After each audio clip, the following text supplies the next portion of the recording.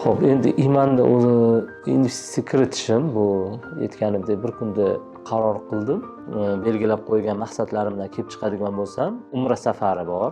Kelajakdagi farzandimni nimadir, balki oliygohlarga kirar. Endi men shu imandan baraka topgan investorlardan hisoblanaman. Assalomu alaykum. Men ismim Fazliddin, 35 yoshdaman. Bojxona brokerligi bilan shug'ullanamiz. Bu o'sha bojxona organlari bilan tadbirkorlar o'rtasidagi faoliyat, ya'ni xizmat, hujjatlar, qonunlarni to'g'ri tatbiq qilish bo'yicha yo'nalish, ish kasbimizda hozir shu bilan shug'ullanamiz. Imanga kelishim bu deyarli imanga investor bo'lganimga 5 yildan oshdi, aniq bir muddat ma'lum. 5 yildan oshgan bo'lishi kerak. Bu faoliyat bilan o'sha N-Factor ko'rsatuvidagi islom moliyasi haqidagi ko'rsatuvda suhbat bo'lgan. Shundan qiziqdim, ya'ni o'zi umuman bunga kelgungacha islom moliyasi haqida ko'p aniqlar yurg'izardim, ya'ni darslar eshitamiz, boshqa qilamiz va bu ehtiyoj bor edi bu narsaga. Hozirgi Iman Invest o'sha Iman jamoasi olib borayotgan faoliyat bu men o'zimni ichimdagi anaqa bo'lgan, xohish bo'lgan, og'riq desa ham bo'ladi. Ya'ni shu suhbatdan keyin ijtimoiy tarmoqlarda qidirdim. O'zbekistonda islomiy moliya bilan ishlaydigan nimadir bor ekanmi, bormikin deb qidirdim. Shunda Iman chiqdi va bir nechta programmalar chiqdi. Asosan erta anaqalar, birja deydimi uni, o'sha oldi-sotdi narsalar bilan bir qatorda Iman chiqdi. Tagida bu O'zbekiston platformasiligi, ya'ni shu anaqasiligini ko'rdimda, demak o'zimiznikilar qilibdi. Bu xorijiy har xil hozirgi kundagi tarqalgan nima deydi, mashinasi deydi, ruscha mashinniklar yo bir anaqalar deydi.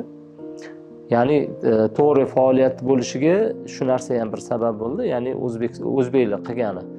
Va yana bitta narsa bo'ladi bu yerda, o'zbeklarni, ya'ni bu yo'nalishda nimadir qilgani, yangi texnika, ya'ni texnologiyalar bo'yicha nimadir ish qilgani qiziq bo'ldi. Qanaqa tuzilgani haqida birinchi navbatda qiziqdim va ko'chirdim, bo'limlarni ko'rdim. Yerda qo'shimcha investitsiya haqida, nimaga sarmoya qilish to'g'ri bo'ladi, nimaga sarmoya qilish noto'g'ri bo'ladi, kichkina roliklar bor edi. Shu orqali keyin qarasam, yerda YouTube'dan qisqa videolar qilingan bo'lgan, imенно mavzu bo'yicha, aynan mavzu bo'yicha bo'lgan. Va katta YouTube o'ziga kirib, keyin YouTube platformasidan ko'rdim. Bu mana shu bir kun ichida qisqa o'rganib chiqdim va boshqa savollarimga javob qolmadi. Investitsiya kiritdim. Meni asosiy ish faoliyatim boshqa, lekin pul ko'paytirishni xohlayapman. Pul yig'ib, misol bankdan bitta karta ochib qo'yib, o'shanga yig'ib yursam bo'larmidi desa, bu ham ya'ni yig'ib olsa bo'ladi albatta, lekin bu nima bo'ladiki, emotsiyada har xil ehtiyojlar bo'lib qoladi, kutilmagandagi ehtiyojlar bo'lib qoladi, pul ishlatish kerak bo'lib qoladi. Shunda Imanda yaxshi tarafi o'sha paytda 90 bank ish kuni edi. Belgilangan, ya'ni investitsiyani qaytib chiqarib olish vaqti. Bu ya'ni investitsiya qilish, pul yig'ishga odatlanmagan investorlar uchun bu yaxshi narsa bo'lganki, emotsiyaga pul ishlatib qo'yib bo'lmaydi. Bu meni nima deydi, og'riqli nuqtam bo'lgan, chunki shu paytgacha ham pul yig'ishga, bir narsalarga investitsiya qilishga harakat qilganman, lekin oddiy bir narsa olish kerak bo'lib qolsa, yig'ib olaman degan nima bilan yana pulni sarflab yuborgan paytlarim bo'lgan. Shuning uchun yaxshi narsa bo'lgan bu o'sha 90 bank ish kuni deyilgani menga yaxshi nima bo'lgan, turtki bo'lgan. Orada shunaqa bo'ldiki, bu davrda imanni investitsiya kiritish birinchi boshlang'ich investitsiya summalari 500 ming, 1 millionlarga ko'tarildi va shunaqa bo'ldiki, meni imkoniyatim bo'lmay qoldi. Bu 500 ming, 1 million summa bilan kirish imkoniyatim bo'lmay qoldi. Lekin ichimda bir narsa aytayotdiki, har oyligimni, ya'ni qo'limga tushgan pulimni 10dan birini kiritishga odatlangan edim. Bu endi juda ham anaqa bo'lib qolgan ekan, odatga aylanib qolgan ekan va shunaqa bo'ldiki, ichimda bir narsa investitsiya kiritmading, pul ajratmading, yig'ilmayapti degan anaqa ichimda aylanurdi. Xayolga kelurdi shu narsa, pul tushadi, ajratib olib qo'yaman deb, lekin aytganimdek ushlab turish anaqasi bo'lmaganiga sarflanib ketish joylari bo'ldi.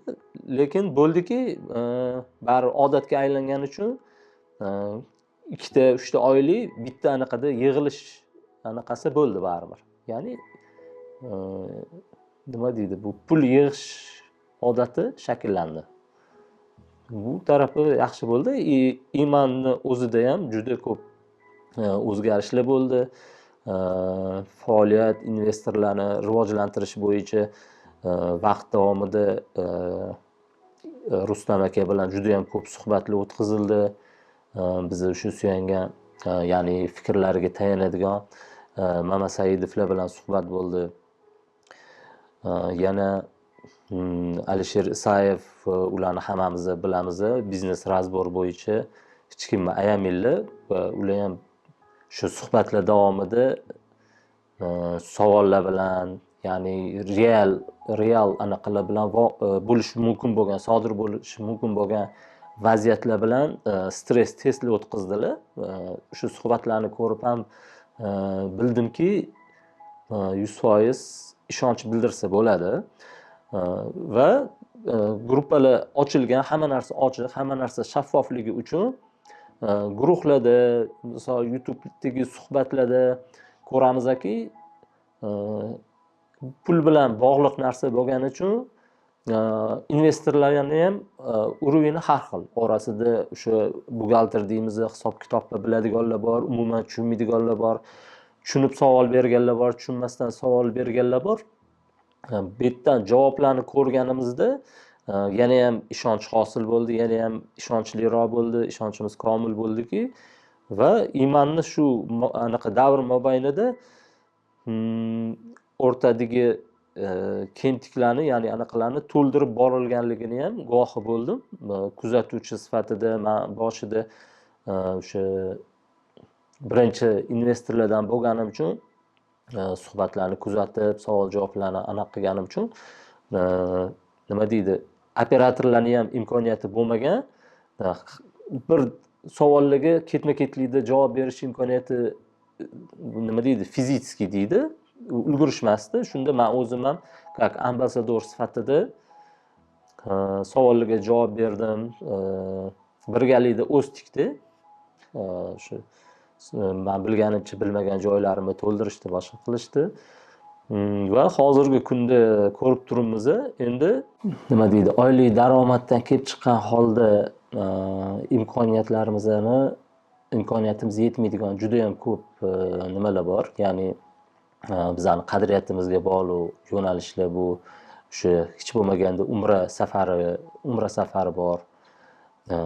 Ota-onamizga xizmatlarimiz bor, boshqa. Ya'ni kelajakda farzandlarimga bir narsa bo'lsin deymiz, ya'ni o'sha hozirgi belgilab qo'ygan maqsadlarimdan kelib chiqadigan bo'lsam, umra safari bor, umra haj safari deb belgilab maqsad ochganman. Farzandimni o'zida ikkita yo'nalish turadi. Bu o'sha kelajakka sarmoya, ya'ni unga anaqa bermaganmiz, maqsad bermaganmizki, kelajakdagi farzandimni nimadir, balki oliygohlarga kirar, balki nimadir biznes boshlar. hozirgi kunda boshqalar endi jozibadorlikni oshirish uchun qanaqadir oylik daromadni ko'proq taklif qilishi mumkin, boshqa qilishi mumkin. Lekin endi hozir brend bu ishonch bo'lib qoldi. Iymanga ishonch bildiramiz. Endi men shu iymandan baraka topgan investorlardan hisoblanaman. O'sha birga jamoa bo'lib baraka topganim shunda bo'ldiki, men erta faqat pul bilan sheriyman, pulimni kirg'izaman, erta boshqa boshimga qotiradigan hech narsa yo'q. Faqat finans kirg'izaman va pulimni ko'payishini tomosha qilib o'tiraman, bo'ldi. Kerak paytda esimga tushganda kiraman. O'sha investorlarimiz buni yaxshi biladi. Pul tushadigan davri bor. Necha pul tushdi, necha foiz bo'ldi oylik daromad. Uni kunlik har kunlik daromadimizni ham ko'rib boramiz. Bu zavq beradi odamga. Hop, endi iymandan baraka topganim shunda bo'ldiki, ozgina, davomli va ishonchli. Ularni realniy ertaga ishlab turgan shaxslarni ko'rib turasiz. Misol uchun kimlarni ko'ramiz? Rustam akani intervyularini ko'rib boryapmiz.